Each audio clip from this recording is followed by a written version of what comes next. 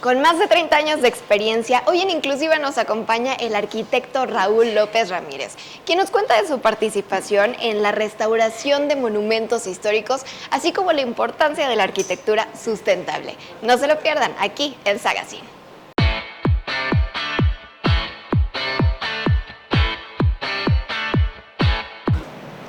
Hola, ¿cómo están amigos de Sagacín? Qué gusto saludarlos. Yo soy Brenda Jasso. Bienvenidos a una nueva entrevista. En esta ocasión me acompaña en Inclusiva el arquitecto Raúl López Ramírez. Bienvenido, ¿cómo está? Bien, muchas gracias. ¿Qué tal? Buenas tardes a todos. No, pues qué gusto que nos acompañe en esta ocasión. La verdad es que queremos conocerlo más, platicar de todos sus proyectos, que me parece también muy interesante esta parte sustentable, pero ya llegaremos a ese punto. Vamos a comenzar como debe ser. Por el inicio, ¿cómo fue que le empezó a gustar esta parte de la arquitectura, del diseño? ¿Fue desde chiquito? ¿En qué momento? Cuéntenos. Sí, pues de hecho desde pequeño siempre me llamó la atención la arquitectura, los espacios. Cuando yo era pequeño pues dibujaba, pintaba, y que es parte de lo que después nos sirven como herramientas para poder representar los proyectos. Y recuerdo mucho que yo llegué muy chico a la casa de mis papás, bueno, nos cambiamos muy chicos a la casa después de mis papás, y estaban los planos siempre a la mano. Entonces pues, me gustaba estar viendo los planos, estudiándolos, entendiéndolos, a pesar de que mis papás son contadores, pues, a mí me llamó siempre la atención la arquitectura, ¿no? Y yo creo que fue desde ese momento, cuando empecé a entender los espacios, cómo funcionaban, y de ahí pues más adelante fue que decidí estudiar la carrera. Y en esos momentos, ¿qué tal eran los juegos? Porque yo sé que cuando somos pequeños la imaginación pues vuela, ¿no? De pronto uno ya se empieza a dar cuenta de qué es lo que quiere hacer el resto de su vida, ¿no? En ese momento, no sé, de pronto jugaba ya sea con las rocas, a construir cosas, o era más como el tema de los planos. Bueno, el tema de los planos era para entenderlos, pero sí en realidad empezaba a hacer algún tipo de construcciones, ¿no? Junto con mi hermana jugábamos pues a hacer casas, o luego si teníamos algún animalito, pues le hacíamos la casita, o también para los juguetes o las muñecas de mi hermana, pues le hacíamos la casa, su casita y todo eso. O sea, esa es la manera como jugábamos y como empezó a despertar el interés por estudiar la arquitectura. ¿Y en qué momento llega a decir, ok, esto es lo que voy a estudiar ya de una manera pues profesional? Bueno, pues poco antes de terminar la prepa, aunque en el estudio que me habían realizado, el perfil era para que estudiara yo ingeniería mecánica, ¿no? Mecánica electricista, y entonces, bueno, yo estaba un poquito aferrado a que tenía que ser ingeniero mecánico electricista. Sin embargo, por situaciones familiares, pues tuve que tomar otra alternativa, y la opción que tuve fue arquitectura, y la verdad no estoy arrepentido. Amo mi carrera, es una carrera que he desarrollado durante pues, prácticamente ya 30 años, y he tenido pues muchas satisfacciones a través de la carrera, ¿no? Sí, sabemos que el estudio es muy importante, arquitecto, y por eso quisiera saber por eso esta parte de que sus estudios no nada más son nacionales, ¿no? Incluso es trinacional. Entonces, ¿cómo es buscar crecer en esos conocimientos incluso fuera del país? ¿Cómo fue ese primer acercamiento? Porque me imagino que las cosas cambian por completo, incluso de principio, pues el idioma, ¿no? Así es.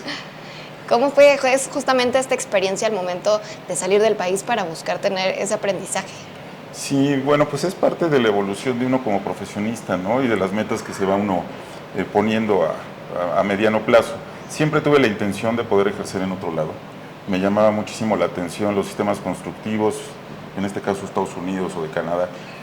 Los empecé a estudiar y busqué la forma de poder obtener un registro allá. Estuve buscando varias alternativas, estuve un tiempo viviendo en San Francisco, donde estuve haciendo un internado para ver la posibilidad de tramitar mi registro o la equivalencia de mis estudios, pero más adelante, a través de un programa que hubo, que se le llamó Plan Piloto, que fue justamente donde surge esta parte de lo trinacional, es parte de un acuerdo que también forma parte de lo que en su momento fue el TLC, después el TECLAN y ahora el TEMEC, en el cual daban la posibilidad de que los profesionistas pudieran ejercer en cualquiera de los otros países pertenecientes, ¿no?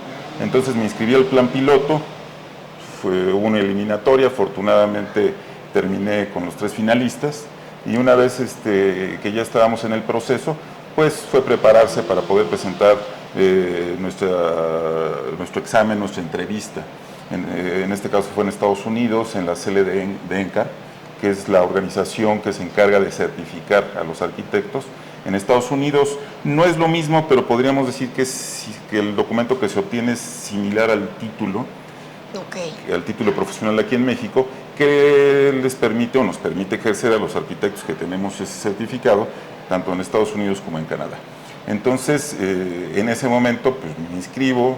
Afortunadamente, bueno, pues obviamente me tuve que preparar para ello, pero pues aprobé el examen, la entrevista la aprobé y obtuve mi certificado en el año 2014. Después, ya en el año 2015, tramité mi registro en el estado de Texas. Y desde entonces, pues estoy en el estado de Texas realizando algunos proyectos. Hacemos pues, diversidad de proyectos de diferentes tipologías, pero seguimos ejerciendo también acá en México. Y me imagino que durante todos estos años de aprendizaje también hay diversas personas que dejan algo, ¿no? De pronto algún consejo que escuchamos en alguna plática, una frase que nos gusta y que la retomamos en diversos momentos pues, de la vida. ¿Nos podría contar algún momento así? Por ejemplo, un consejo que le hayan dejado hoy o una frase que haya escuchado y a la fecha sea pues importante en el desarrollo de sus proyectos. Pues sí, yo creo que ha habido varias personas clave. Yo siempre he estado agradecido con quienes me han apoyado. He tenido la fortuna de estar cerca de gente trabajadora exitosa, ¿no? Que me ha hecho favor de orientar de manera desinteresada. Muchos me han jalado y me han dicho, oye Raúl, por aquí, por acá, como que por donde vas no, y ha funcionado, ¿no? Y sí, hay varias personas, digo, dentro del ámbito de la arquitectura, pues un maestro mío, el doctor Juan Benito Artigas, ya fallecido, que digamos que fue mi guía en cuanto a lo que es la parte de la arquitectura en restauración y la arquitectura histórica, que es otra parte que también ejercemos nosotros en la empresa, ¿no? La restauración de monumentos históricos, además de la arquitectura sustentable. Él fue, digamos que muy significativo porque él me hizo favor de asesorar mi tesis profesional. Posteriormente, pues, fue mi profesor en la maestría y lo acompañé a desarrollar algún tipo de proyectos, de investigaciones que él siempre realizaba. Amigos, inclusive pues mi primer trabajo que me jaló un amigo, yo estaba en segundo semestre, siempre he sido muy inquieto, ¿no? Entonces me dice mi amigo, oye, él estaba estudiando otra carrera, administración, y me dice, oye, ¿sabes qué? Pues mi papá tiene por ahí unas casas de madera que las compró en Estados Unidos, vamos a armarlas, ¿no? Y yo, pues vamos a armarlas, ¿no? Y digo, pues, ¿qué puede ser, no? Y fue mi primer trabajo. Además fue un aprendizaje tremendo porque tuve la fortuna de que en el equipo de trabajo estaba un ingeniero, el ingeniero José Luis Lugo Vera, que posteriormente fue mi profesor también en estructuras de concreto en la carrera, quien es muy estricto, ¿no? Y en su momento fue muy estricto y me dijo, se necesita esto y esto y esto, Raúl, ¿no? Y pues lo tuvimos que desarrollar. Entonces, son personas muy significativas que me dio mi primer trabajo. Recuerdo mucho, lo tengo presente, al señor Guillermo Márquez, que fue quien realmente me dio la primera oportunidad, junto con Alejandro, su hijo, que somos amigos de toda la vida, y es con quien emprendimos este proyecto, ¿no? Y de ahí empecé, posteriormente, bueno, pues ya se fundó el despacho, ¿no? Y a lo largo de todo este camino, pues siempre ha habido personas, ¿no? Que me han apoyado. Recuerdo también a muchos, tanto colegas como ingenieros civiles, por ejemplo, ¿no? Que me hicieron favor de apoyar y de orientar, y sobre todo se van presentando las oportunidades y pues los va uno desarrollando, ¿no? Sí, que al final de cuentas, como arquitecto, pues está esta parte también creativa, funcional de un proyecto, pero claro, detrás también hay muchísimas personas para que se pueda pues llevar a cabo, digamos, la obra final, ¿no? Por así llamarlo. ¿Qué consejos nos daría, por ejemplo, para poder manejar a un equipo? Porque sé que también eso es bastante importante. Sí, pues para manejar un equipo, pues lo principal, obviamente, pues es no imponer, ¿no? Sino realmente trabajar en equipo, ser empático con los demás integrantes, para poder, y sobre todo hacerlo de forma colaborativa. Eso es lo principal y desde mi punto de vista es la clave, siempre que me ha tocado dirigir proyectos pues, de cierta magnitud, y eso es la forma como ha funcionado. De otra manera no puede ser un impositivo, tiene uno que estar siempre pues, al pendiente, a la escucha de todas las inquietudes y obviamente pues, para poder tomar las mejores decisiones, ¿no? Sí, al final esas decisiones pues también van apoyadas de todas las experiencias de vida, todas las nuevas ideas. ¿Cómo se mantiene esa creatividad? Porque sabemos que en un arquitecto es muy importante. ¿Cómo es que hace que sigan existiendo estas nuevas ideas? Mantenerse creativo al final de cuentas. Pues hay que estar, para estar vigente, digo, pues hay que estar al día, se tiene uno que estar documentando continuamente, cuando uno además le gusta el trabajo, o le apasiona, a mí me apasiona muchísimo, entonces pues está uno al día, está uno al pendiente, y sobre todo siempre estar con la posibilidad de aprender siempre. Eso es sumamente importante, ¿no? Hacer a un lado pues la soberbia y entender que uno, no importando la edad que tenga, el desarrollo profesional que tenga, la trayectoria que tenga, uno siempre debe estar dispuesto a aprender. Creo que a mí eso es lo que me ha funcionado, ha sido la clave, y de esa manera pues es como he podido desarrollar mi trabajo. Sí, que por ahí dicen que siempre podemos aprender algo, ¿no? De todas las personas que se atraviesan en nuestro camino. Y precisamente yo quisiera regresarme un poquito a esta parte. Me llamó la atención la reconstrucción de monumentos históricos. Sí. ¿Nos puede contar alguna experiencia sobre esto? Siento que es un tema muy interesante. Sí, bueno, pues también desde muy pequeño, lo que pasa es que mis abuelos vivían en el centro de Pachuca. Entonces, pues comentaba que siempre fue muy inquieto. Entonces, pues yo vagaba mucho por el centro, desde niño, ¿no? Desde niño, entonces me llamaba mucho la atención ir a ver los edificios, aprendí a leerlos, porque los edificios hay que leerlos, ¿no? O sea, no nada más hay que observarlos, hay que leerlos, hay que entender cuál es su forma, su estructura, cómo surgieron, por qué surgieron, y me encantaba hacer eso, sobre todo toda la parte de los espacios públicos, lo que son las plazas, no sé, la Plaza Independencia, la Plaza Juan Cedoria que muy cercana a la casa de mis abuelos, es la que más me llamaba la atención, que afortunadamente tiempo después tuve la oportunidad de intervenirla. Pues todas las demás, Constitución, las calles. Desde ahí empezó a surgir mucho el interés hacia el patrimonio edificado y el patrimonio histórico. Posteriormente tuve la oportunidad de hacer estudios en relación a ese tema, porque mi tesis de la carrera, a pesar de que yo no tenía ninguna especialidad en el plan de estudios, mi tesis de la carrera decidí hacerla sobre una capilla que está en Real del Monte, Wow. que se llama la Capilla de la Santa Veracruz. Okay. Es una pequeña capillita que no sé si la han visto, pero se encuentra, digamos, que en la parte posterior de la calle principal, es de piedra. Okay. Con eso la podemos identificar. Es una capilla pues, de estilo barroco, que tiene unos retablos muy, muy importantes. El mobiliario, estuvo mucho tiempo, digamos que cerrada y aislada, pues porque está ahí el templo principal, la parroquia principal y el del Señor del Celontla, entonces eso pudo haberla conservado un tiempo, ¿no? Pero bueno, ese fue mi tema de tesis, y ahí fue justo donde surgió ya el interés profesional de desarrollarme dentro del ámbito de la restauración de monumentos. Después pues ya tuve estudios de posgrado al respecto. No, y qué increíble que haya sido en este estado, ¿no? Sí. Y puntos pues tan importante que de pronto uno recorre, pero no sabe que sí, existe muchísima historia, pero también hay historia pues un poco más cercana en el sentido de buscar conservar, pues que los lugares sigan siendo estéticamente lindos, pero que también fuertes, ¿no? Me imagino, o sea, Claro. que también tienen pues estos momentos en los que se acercan para renovarlos, si es la palabra correcta, pues también es para cuidarlos, para que más personas podamos acercarnos a esa historia. Y también una parte importante es la arquitectura sustentable, Sí. que yo quisiera conocer, digo, igual para las personas que nos están viendo, cuéntanos un poquito de qué trata y cómo ha sido su trabajo en este ámbito.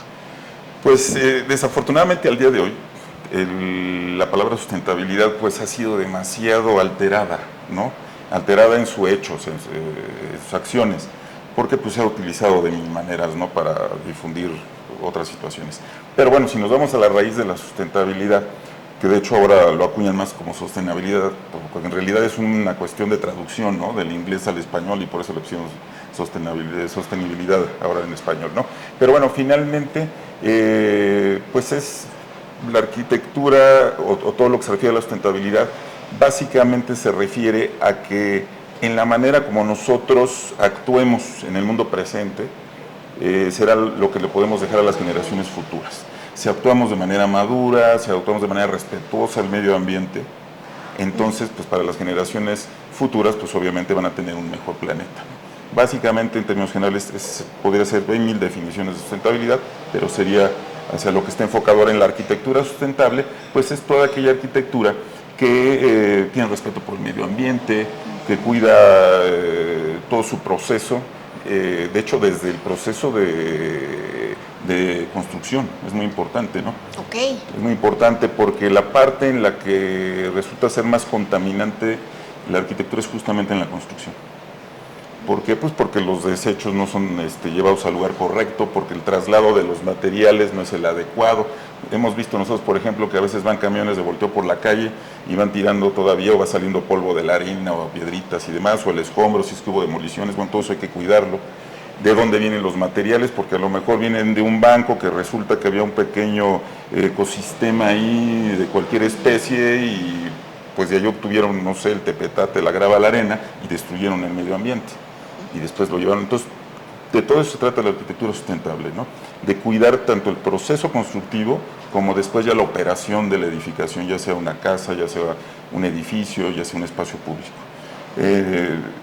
En la actualidad pues está sumamente adelantado, sumamente avanzado esto, inclusive hay varios sistemas de certificación que avalan la sustentabilidad y justamente ahí nos indican, siguiendo todos estos sistemas, estos procedimientos, cómo podemos realmente llegar a tener una arquitectura sustentable, ¿no? Totalmente de acuerdo que esta parte de la sustentabilidad no solo lo tenemos que tomar en cuenta en cuanto a arquitectura, sino en todos los ámbitos de la vida, ¿verdad? Claro, sí, claro, de hecho pues es una forma de vida.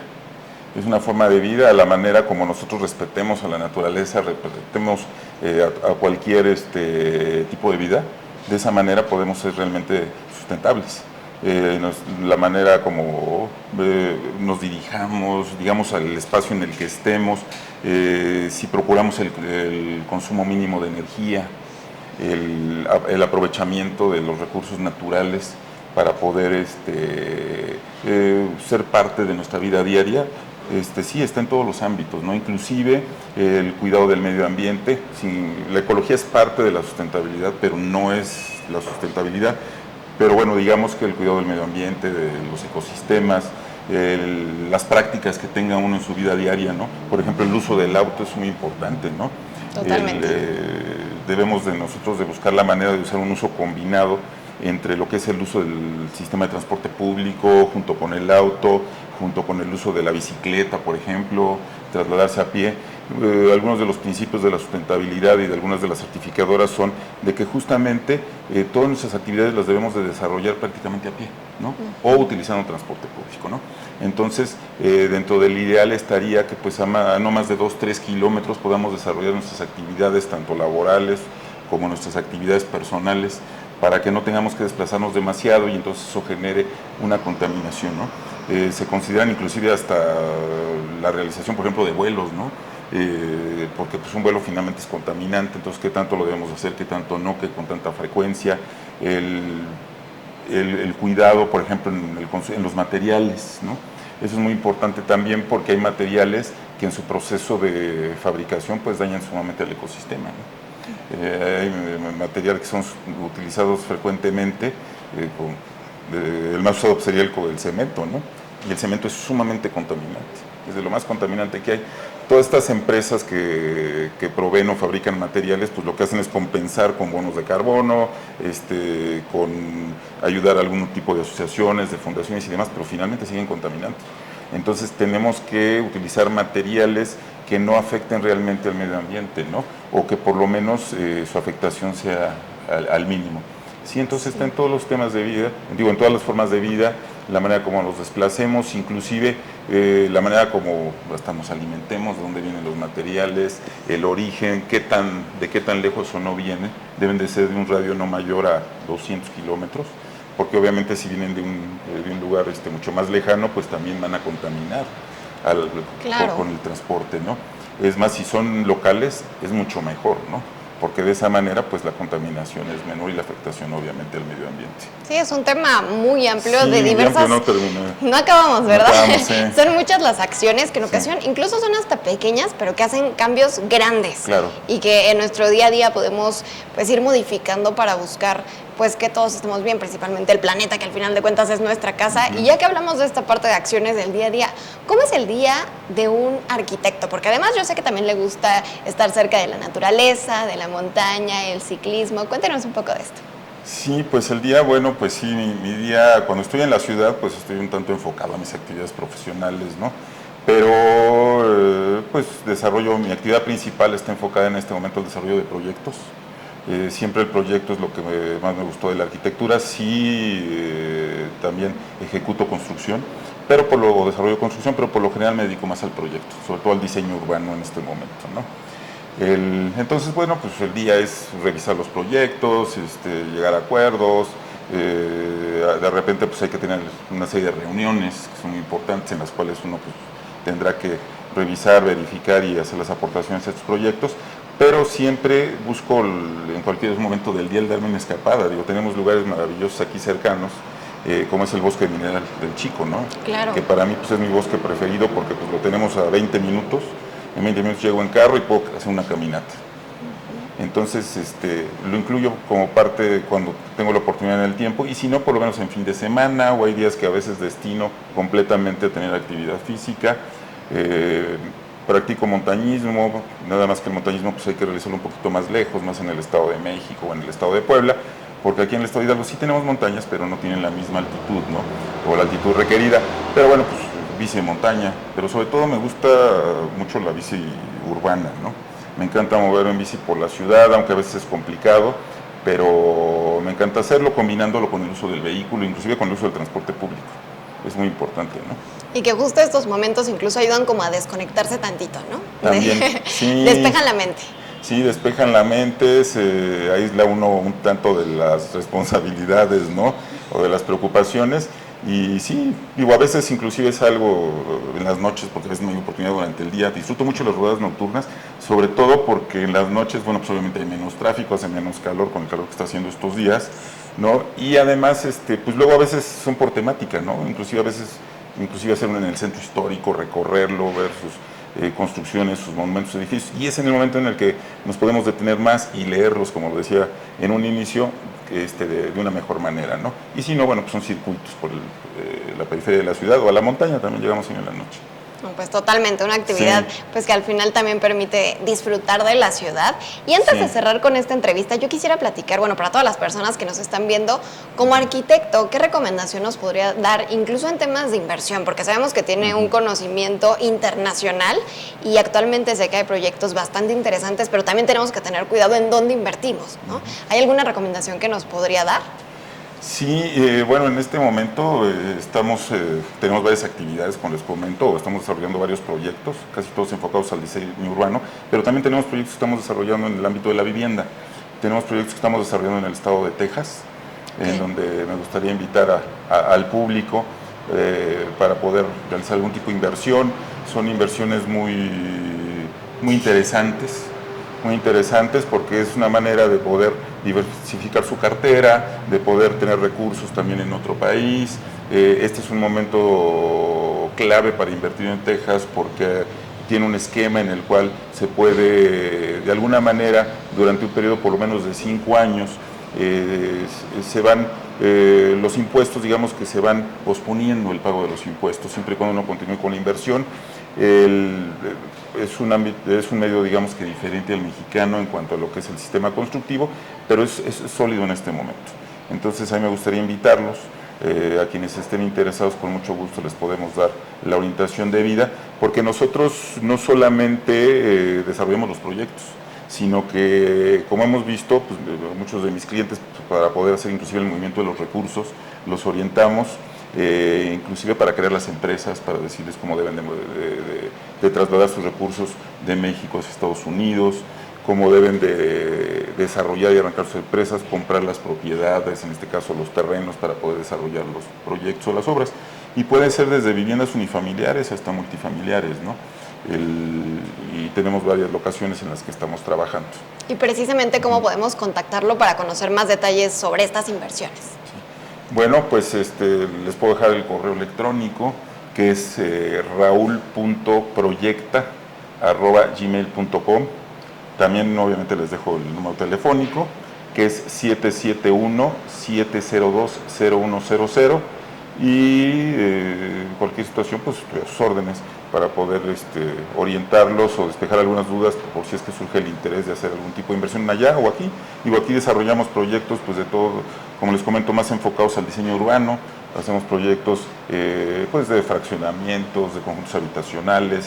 Estamos realizando en este momento, tanto en el estado como como en otros estados. Aquí en México estamos desarrollando proyectos de espacios públicos, ¿no?